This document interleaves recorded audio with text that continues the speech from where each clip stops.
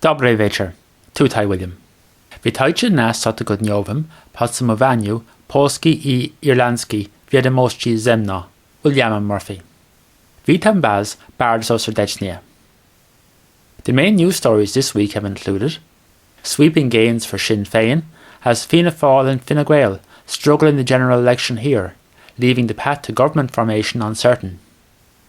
Prime Minister Morawiecki pledges a constructive role from Poland in the 2021 to 2027 EU budget negotiations, while emphasising the importance of cohesion funding. There is a demonstration in Warszawa in support of the government's controversial judicial reforms, and a mother and her two daughters die in a storm tragedy at a Tatra Mountain ski resort. Given the week that's in it, we couldn't but start with the quite extraordinary result of last Saturday's general election. While the term political earthquake is often overused, in this case it's an accurate description, with the vote marking a decisive break with the nearly 100-year dominance of the country's two largest political parties, or their previous incarnations. Fianna Fáil, helped by the outgoing Karen Corla, or chairman of the Dáil, who came from their party being automatically returned, finished up as the single largest party in terms of Dáil seats, winning 38 of the 160 seats. Sinn Féin won 37 seats. In second place, solely due to their failure to nominate second candidates in a number of constituencies where they ended up with massive vote surpluses.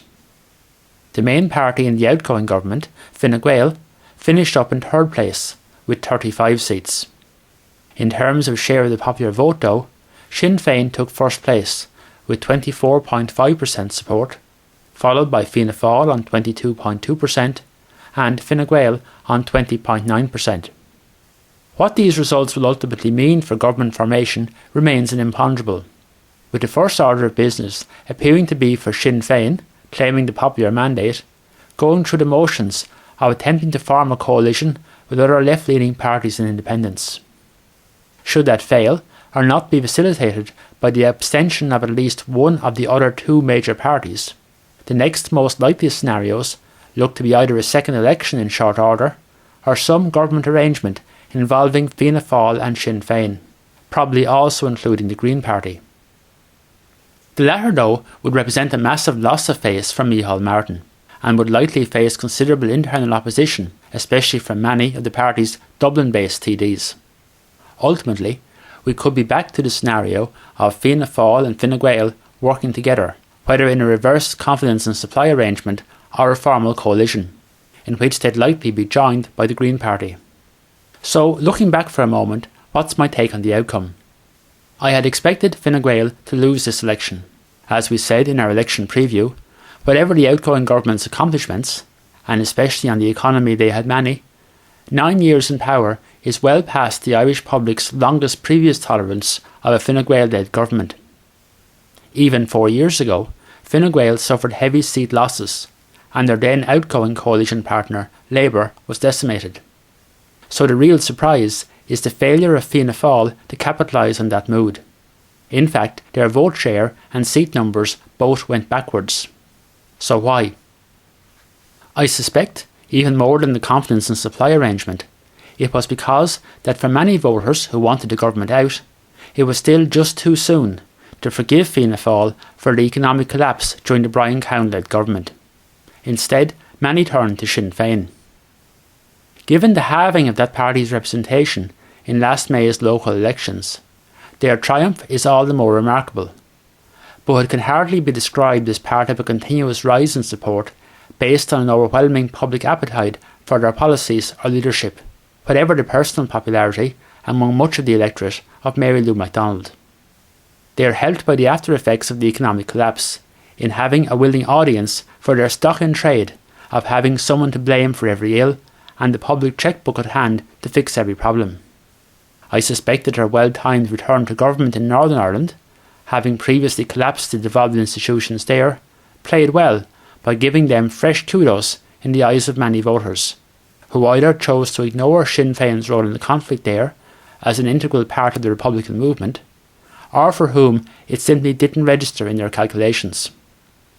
Every election throws up some surprising results, or if not entirely unexpected, results which seem unjust are not reflective of the contribution made. Certainly in this category, I'd put the defeat of Fianna Fáil's Brexit spokesperson Lisa Chambers, who's been a highly visible and impressive deputy since her first election in 2016, and also that of some other nationally less well-known deputies, including the outgoing government chief whip Sean Kine in Galway West, and Fianna Fáil's by-election winner in Wexford, Malcolm Byrne, who failed to retain his seat after just over 2 months in the Dáil. The election saw the political demise of the former Taoiseach and Labour Party leader Joan Burton in Dublin West, and of 3 outgoing cabinet ministers, Regina Doherty, Shane Ross and Catherine Zappone. It doesn't always happen that the electorate passes favourable judgment on politicians who sacrifice their party careers for their principles. Just ask Lucinda Creighton, for example. But this time, 3 deputies in that position, Peter Fitzpatrick, formerly of Fine Gael, and Carol Nolan and Peadar Tobin, both formerly of Sinn Féin, were all returned. All 3 had ended up outside their former parties, primarily over their opposition to the introduction of abortion. Of the smaller parties outside of what are now the Big 3, the Greens did remarkably well to win 12 seats, up from just 2 in 2016. And in particular, one of the newer kids on the block, the Social Democrats, will be thrilled with their rise from 3 seats, which was down to just 2 with the dissolution, up to 6. That's level with the Labour Party, from where many of them came, and for whom this election represented a continuation of their recent decline, both in seats, down marginally from 7, and vote share, a result which yesterday prompted party leader Brendan Howlin to announce he's standing down. They may take some comfort for the future, though, in the return to the Dáil after an absence of 4 years of impressive performers like Jed Nash and Eoin O'Riordan. It will be fascinating to see how the new constellation of political forces all works out, beginning with the convening of the 33rd Dáil on February 20th. Whatever happens in the short term, my own guess is that the new arrangement won't last for very long. Fianna Fáil were not rewarded by the electorate, in fact quite the reverse, for their forbearance over the past 4 years. It's a lesson they are unlikely to need to be taught twice, and one which other parties will not have missed. Turning to news from Poland, Prime Minister Morawiecki has pledged that the country will play a constructive role in the negotiations on the European Union's new multi-annual budget for 2021 to 2027, negotiations which have been made all the more challenging by Brexit. Speaking late last Thursday after talks in Brussels with the President of the European Commission, Ursula von der Leyen, and the President of the European Council, Charles Michel, Morawiecki stressed that the key to a solution was finding a good consensus on the EU's new own resources, saying that we will definitely play a constructive role in working out the final consensus on the European budget.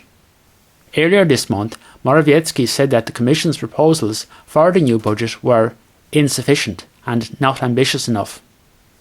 The budget is up for discussion at a special summit meeting on February the 20th.